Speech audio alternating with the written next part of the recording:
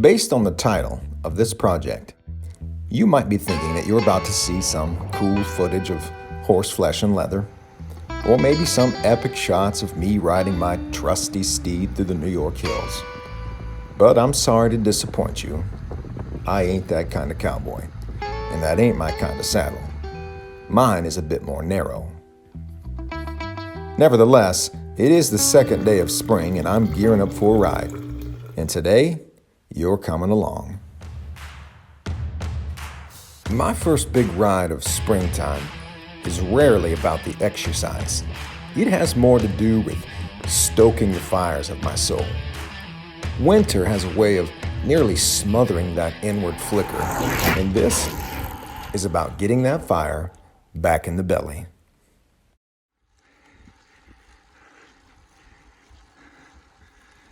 I've found in my own experience that there are a handful of activities in life which are perfectly suited for putting that spark back into the heart.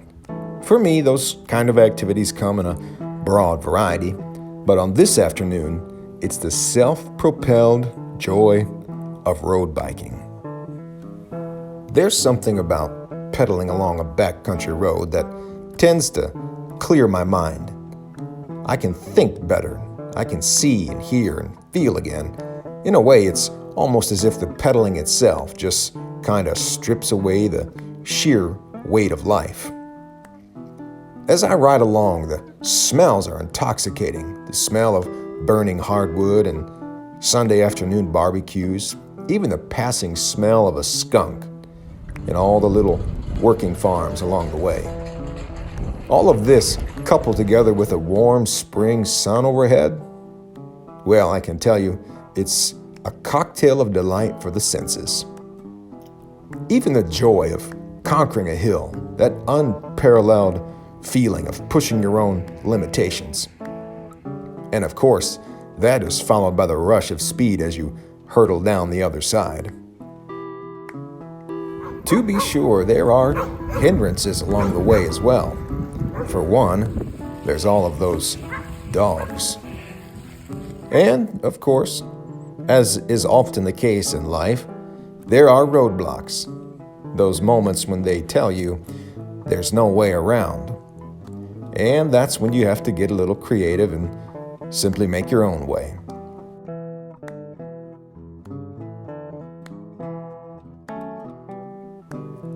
The diversity of the journey is also interesting.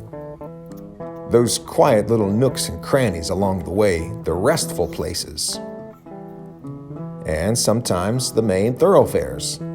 It really is a lot like life. You see, sometimes we rest and other times we simply can't. But it's all balanced out by the long stretches of road in which, well, pretty much nothing happens. But these long stretches, they're not all bad. Many times in life, I think in our haste to get from A to B, we often miss everything in between.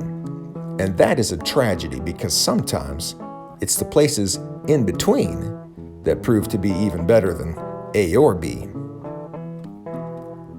Along my route today, it's the beautiful farms and the quaint little villages, all of the wild snowy forests and wetlands and marshes and muddy fields filled with migrating geese, lazy rivers, and lakes that are still crowded with ice. And not to mention all of the other travelers. Some of them are a little slower than you, and some are faster, but it doesn't really matter because we're all headed somewhere, and what matters is that you just maintain your own pace. Keep your head about you and just keep pedaling. Wherever you are in life, whether you're in one of the quiet places or one of the busy places, or maybe just somewhere in between, just keep pedaling.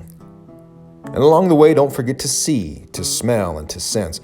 Don't forget to feel, for sometimes the greatest things in life are not the things you see, but the things you feel.